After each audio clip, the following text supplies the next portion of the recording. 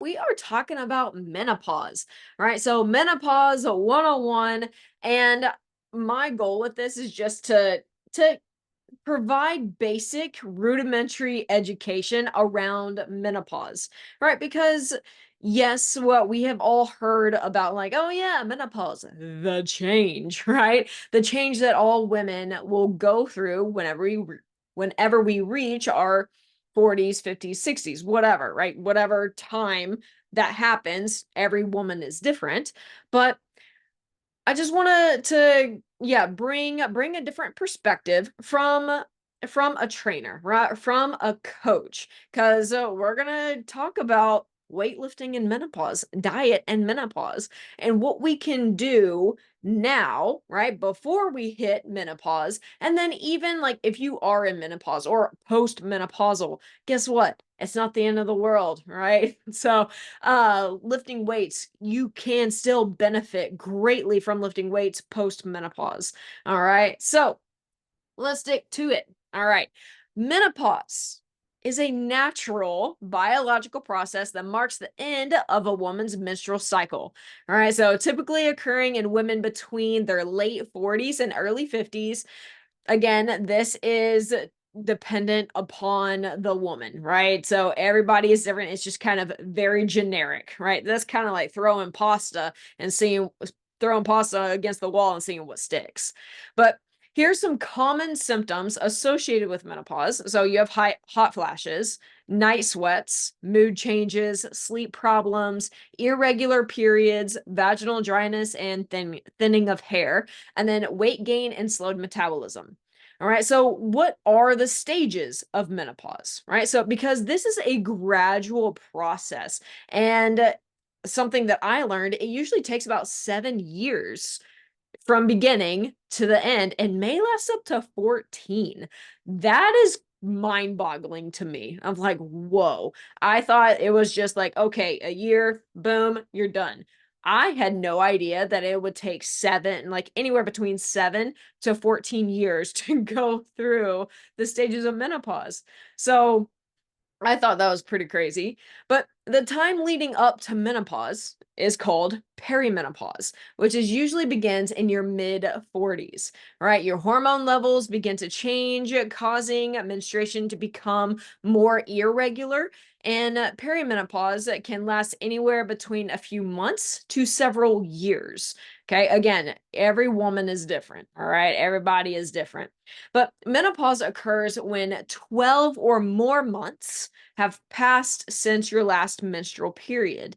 And although many people experience menopause in their early 50s, this transition can happen earlier in life, right? Early menopause occurs in the ages of 40 to 45, and then premature menopause occurs before the age of 40. So, all right. Yeah, you may or may not have known that, right? So you're like, okay, yeah, knew that. Check, done, did it. For those of you who have already gone through menopause and are postmenopausal, you're like, yeah, sounds about right. Nothing new, Kim. Well, now I want to shift, funny enough, about the biological changes of like what is actually going on, right? So we have hormonal shifts, right? So an overview of like declining estrogen and progesterone levels, and then physical changes that our bodies go through as we go through the stages of menopause, right? So what are the hormonal shifts? Well, if you can dig into the back of your brains of when we had that understand your cycle talk, right?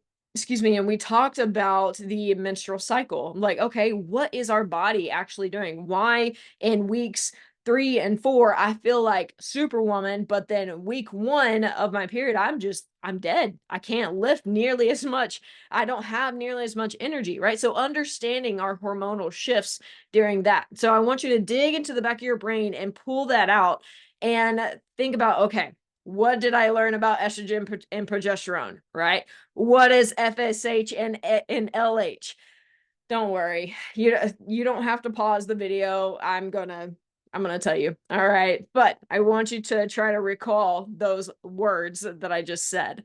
Okay, so during menopause, so estrogen and progesterone hormones decline, right? So the ovaries produce less estrogen and less progesterone, the hormones which regulate menstruation. Now, during regular, like your regular menstrual cycle, right? Estrogen is the primary female hormone and is a potent anabolic hormone that helps protect against exercise-induced muscle damage while also reducing inflammatory responses. Okay, so that is estrogen.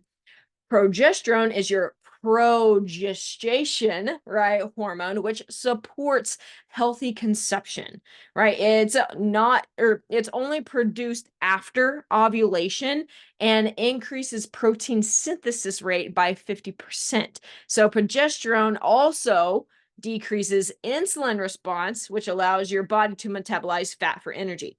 That's what happens in a regular menstrual cycle. All right. And then we have FSH, or follicle stimulating hormone, and LH, or luteinizing hormone. So these levels rise as our body attempts to stimulate the ovaries to do all the things. All right, so LH and FSH are crucial hormones in the reproductive system, all right, in the female reproductive system. So FSH is responsible for stimulating the growth of the ovarian follicles in the ovary before the release of an egg from one follicle at ovulation. Okay, it essentially helps the maturation, it helps the eggs mature. All right, LH works in tandem with FSH. So a surge in LH levels trigger ovulation, release the mature egg from the follicle, right? And additionally, LH helps to form something called the corpus luteum, right? Which basically produces the progesterone to help support the early stages of pregnancy if fertilization occurs. Take a step back and breathe. You're like, there's a lot of words that just came out of my mouth. All right. Take a step back, breathe, replay that if you need to. All right. On Thursday, don't worry. If you're in the Facebook group, we'll dive deep into that. All right. I'll break it down and give you a really pretty graph. But okay, so that's what happens with a regular menstrual cycle. Okay, so now what happens in menopause? Okay, well, as women approach menopause, the ovaries gradually produce less estrogen and progesterone. This decline in the ovarian function reduces the negative feedback on the pituitary gland. It's a small gland in your brain. All right, it receives feedback, and then it's basically like your brain's computer, right? It signals everything. All right, so okay, as through menopause, progesterone and estrogen decline. With that decline, right, negative feedback, it comes back to the pituitary gland. Increased FSH and LH levels are in response to the low levels of the ovarian hormones. Okay, so because estrogen and progesterone, because there isn't as much being produced, right? The pituitary gland is signaling the body. It was like, hey, we need more FSH, we need more LH. Just go stimulate them ovaries, right? Because we're not getting what we need. So in response to the lower levels of the ovarian hormones, the pituitary gland releases more FSH and LH in attempt to stimulate the ovaries, right? And so consequently, the levels of FSH and LH increase during menopause because the ovaries are starting to shut down. They're not producing as much, and those FSH and LH hormones are being just thrown at the ovaries, right? Thrown at the ovaries, produce, produce, produce. And the ovaries like, nah, I'm good. I'm tired. I'm not doing that. Right? So that's it. That's kind of what happens, right? During menopause, estrogen, progesterone decrease, FSH and LH increase. All right. So now, despite the high levels of FSH, the declining ovarian response means that ovulation becomes irregular and eventually just stops. So leading to irregular menstrual cycles and until they just stop. All right. And so the rising levels of FSH and LH are often associated with hot flashes, night sweats, and changes in the menstrual cycle, right? So now you're like, oh, okay. If you have hot flashes, like, whoo, my body's producing way too much FSH, LH. I'm going through it. My ovaries are shutting down, right? That's what you can picture now that you understand what's going on in your body. All right. So now, post-menopause stability, right? So after menopause, estrogen and progesterone levels remain low, while FSH and LH stay elevated compared to the premenopausal levels. They stabilize at these higher levels. All right. So yes, you are going to have more FSH and LH levels post-menopause because it's just the natural female body, that's how it happens, right? That's kind of what happens with it, right? As we age, and then the FSH and LH, they stabilize up high, and then estrogen and progesterone stabilize down low. All right. So that's hormones. All right. And I apologize if your brains are melting, if your face is just like, what? I should have warned you. We're going into a deep science dive today. We get nerdy. We get nerdy. But don't worry, there's more. All right. So physical changes. Okay, what happens to our bodies physically, right? So because that's all things that we necessarily can't see, right? We can feel it. We can feel those hot flashes. We can feel those mood changes. We can feel the lack of sleep. But what goes on that we in our bodies, right? What else goes on other than at a hormone level? Well, our bone density reduction, right? So lower estrogen levels can lead to decreased bone density, increasing the risk of osteoporosis. It, body fat distribution. So fat may redistribute and often accumulate around the abdomen rather than the hips, butt, and breasts. That's not to say that it's not going to accumulate at those areas, but as women, we generally hold our weight in our tits, hips, and thighs. All right. That's where we hold it. And now we're adding our stomachs as well. All right. We're adding our tummies to it. So everybody's different. All right. Just I need to say that everybody is different. Okay. This is not like, oh my gosh, this is my future. No, I will talk about ways to help manage that and prevent that. All right. But so we have a decreased bone density. We have a redistribution of body fat. And then we have skin changes, right? So skin may become drier and thinner due to decreased collagen. All right. And then increased risk of cardiovascular disease. So declining estrogen levels are linked to higher risk of heart disease. And then a slowed metabolism. So changes in hormone levels can result in a slower metabolism and potential weight gain. So these changes are a normal part of transition into menopause, though the experience can differ greatly among women. All right. Again, like this is not to say like, oh, well, I hit menopause, everything's going to hell now, right? No. No, it doesn't have to. All right. It does not have to. This is, again, a wide range of women. All right. So let's talk about management and treatments. Okay. So, yes, there are medical treatments, right? There's hormone replacement therapy. I have several clients who are doing HRT, both men and women, and they feel significantly different and feel so much better doing HRT, right? And so, and there are non-hormonal medications and supplements, but I am not a doctor and I am not prescribing anything or suggesting anything to anybody. Please go talk with your PCP, right? Your primary care physician. Go talk to them about HRT. And then if you don't like what they say, go find another one. All right. Please do not come to me. I do not know. I do not prescribe anything. All right. Find your doctor, talk with your doctor, and work through that. Okay. What I can talk about though is diet, exercise, and sleep, because those are the keys to lifestyle. All right.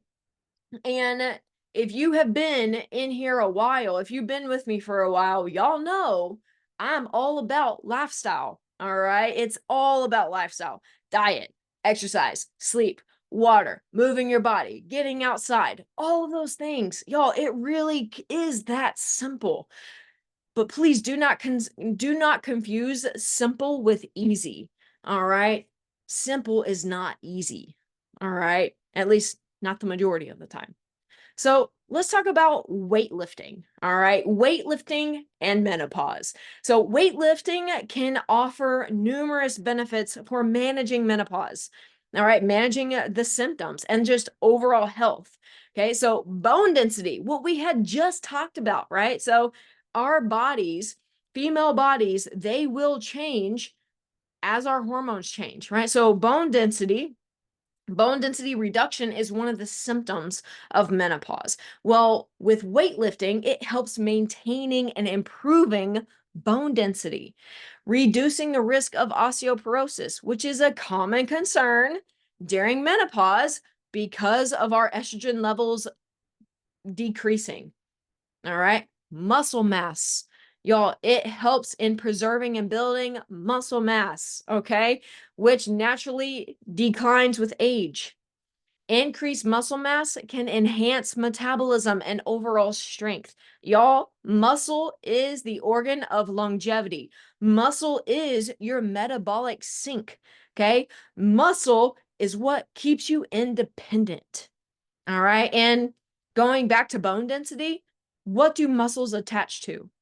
Bones, all right? And the stronger your muscles are, the more it's going to tug on your bone. And with Wolff's Law, right? So under pressure, there will be buildup, all right? And so since the muscle is being pulled on that bone, that area which the muscle attaches to, that is going to build up stronger to withstand the tension of the muscle. So as you get stronger, as you build more muscle, your bones also get stronger and get more dense. Muscle mass, y'all. Women, y'all need muscle. All right. Stop avoiding it. Stop lifting the 10-pound weights. Pick up the 20 pounds. Pick up the 30 pounds. Lift heavy. Lift smart, but lift heavy. All right. Now, let's talk about metabolism. All right. So, weight training helps boost your metabolism. So regular strength training can help boost metabolism and aiding in weight management, which can become more challenging during menopause. Again, going back to muscle is your metabolic sink. This is where your metabolism comes into play. All right. Weight training also helps with mood and mental health. All right. It releases endorphins, which can improve mood and help manage stress, anxiety, depression, all of which are exacerbated by the hormonal changes of menopause. Strengthening the muscles around the joints can also support joint health and reduce the risk of arthritis, enhancing overall mobility and reducing pain. With cardio, right? Cardiovascular health. Weight training can improve cardiovascular health by reducing blood pressure and improving cholesterol levels, which can be super beneficial as the cardiovascular disease, which we had just talked about, increases after menopause. And then finally, sleep quality. Regular physical activity can improve sleep patterns, help mitigating the menopause-related sleep disturbances. And then lastly, I know I said lastly on sleep, but one more thing, managing symptoms. Exercise in general can help alleviate other menopause symptoms such as hot flashes and night sweats by regulating your body temperature and improving your overall health. Y'all, lift your weights. Lift your weights, build your muscle. All right. And whenever I say cardiovascular, yeah, weight training does help with your cardio, right? It does help improve your cardiovascular system, but that does not mean that you neglect going for a walk, going for a jog, a cycle, a swim, whatever. All right. And when I say that muscle improves mobility, yes, it does improve your mobility, but also that does not mean that you neglect stretching, that you don't neglect yoga, right? I personally do not like yoga. I don't. It's too slow for me. But I do stretch. All right. I have my mobility routines. All right. 10, 15 minutes every night or every morning. Stretch, get your mobility in, go full range of motion. If you're lifting weights, go full range of motion. All right. Try to get the most bang for your buck when you are lifting weights. And if you don't know where to start with lifting weights, hey, reach out to me. This is what I do. All right. I help women get strong. All right. It doesn't matter if we can't meet in person. I do it all online. I meet you where you're at. No matter if you're working out in a van, in a driveway, in a garage gym, in a gym, right? In a big gym, or in your hallway. Does not matter. I can meet you where you're at, and you can do it on your own time.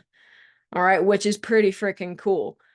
All right, you don't have to wake up, you don't have to fight traffic in order to meet me at this hour. We train for 50 minutes and right, okay, boom, thanks. Gotta go, gotta go to work.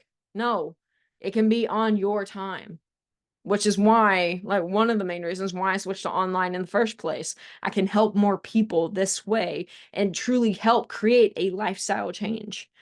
So there you go. If you need help with that, please reach out to me. This is what I'm here for. All right.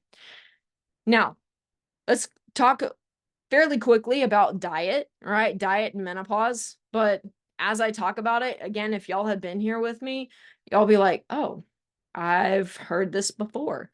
Maybe she's right about what she's saying in the past because this is what's happening now. Diet plays a crucial role in managing menopause symptoms. All right.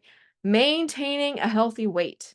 Y'all, you cannot out exercise a bad diet. You can't. I don't care how young you are, how old you are. You cannot out exercise a bad diet. So consuming a diet that is rich in lean proteins, fruit, vegetables, whole grains can help manage weight associated with menopause, right? Weight gain associated with menopause. Because again, that's one of the symptoms, right? Is weight gain due to hormonal changes and the redistribution of body fat. For your bones, right? Calcium and vitamin D. So foods like dairy products, leafy green, dark leafy greens, and foods fortified in calcium provide essential calcium and vitamin D, which are vital for maintaining bone density. Again, talk to your PCP. Go get some blood work done. All right. Test it, make sure everything is good. All right. Make sure everything is good and then go from there. With your cardiovascular health, y'all, healthy fats, like high omega-3 fatty acids, right? Fish, walnuts, flax seeds, they can help support heart health. All right. I personally take Full Mega by First Form because it is a high potency omega-3 fish oil. I do not like fish that much. All right. Like, I do not eat it 3 to 5 times a week, which is the recommended amount, right? 3 to 5 servings of fish a week, cold water fatty fish, mind you, because all fish aren't fatty, right? So I'm talking like salmon, mackerel, sardines. Those are rich in omega-3 fatty acids. I'm not eating those 3 to 5 times a week. You're lucky if I eat it twice a week in a month. Actually, yeah, twice a month. You're lucky. So I supplement with that because that is an area that my diet is lacking. So I supplement for it. All right. And then just paying attention to those saturated fats. All right. So this is where having that lean protein comes into play. Now, don't get me wrong. I like a big old, I like some pork. All right. Pork tends to be higher in fat. Same with, certain cuts of meat, specifically tenderloins. They are high in fat. Sadly, they are delicious. But making sure that you are eating healthy, lean sources of meat. All right. So, and then finally, gut health. Y'all, probiotics and fiber. Probiotics, fermented foods, sauerkraut, kimchi, yogurt. Eating those foods that are high in probiotics can help with your gut health. And then making sure that you're getting enough fiber, right? Fruits, vegetables, whole grains that can help support the digestive health and reduce your bloating. On top of that, you want those prebiotics. All right. So we talked about probiotics. We want prebiotics, which are tropical fruits. Okay. Pineapple, papaya, mango. All of those help feed the probiotics, right? Which then in turn help with the fiber within like gut health and all of that. Huh. All right. We talked about that before too. Maybe we'll reintroduce it. But y'all, gut health is vital as you are aging as well. Everything is vital. All right. Everything is vital. But to quickly sum up this brain dump word vomit of a spiel, y'all, menopause is natural. We're all going to go through it. And it usually hits us in our late 40s and 50s. All right. And depending on who you are, you may experience, menopause from 7 to 14 years. Woo! I pray each and every one of you experiences 7 years. I hope no one has to go through 14 years. If you're going through 14 years, man, you're a tough SOB. All right. But so menopause can take anywhere between 7 to 14 years with those hormonal changes and physical changes. All right.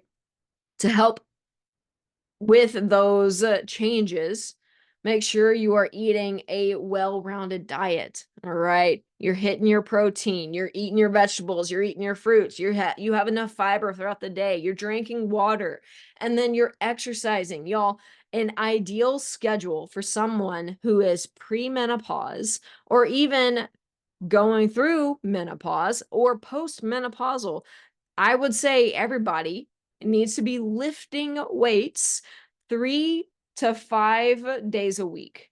3 to 5 days a week. Again, that's going to be dependent upon your goals. And then, doing cardio at least 45 minutes. Go for a walk, go for a run, go for a bike ride, a swim, whatever. Just get your cardio in 45 minutes, right? Everybody can do that at least 3 to 4 times a week.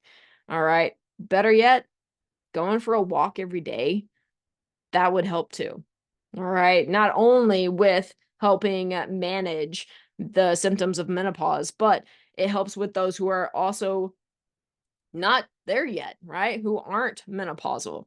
Okay. So that helps with boosting your mood, helps with digestion, and it helps promote sleep. You're also getting outside, getting some sunlight on your face, which is good. All right. So all of those things, y'all, those are some highlights. Some highlights. Menopause is natural. Lift your weights, drink your water, go for a walk. That'll help with managing the symptoms of menopause. I hope all of this helped you understand that menopause a little bit better. I know with doing my research about this, diving a little bit more, it has helped me. If you want more resources, please go follow Dr. Stacy Sims. She is an expert in the female athlete. All right. And if you consider yourself not an athlete, I disagree with you. All right. I believe everybody in here is an athlete. And even though that you may not have played sports or like you aren't currently playing sports, like you're no longer an athlete, I call bullshit.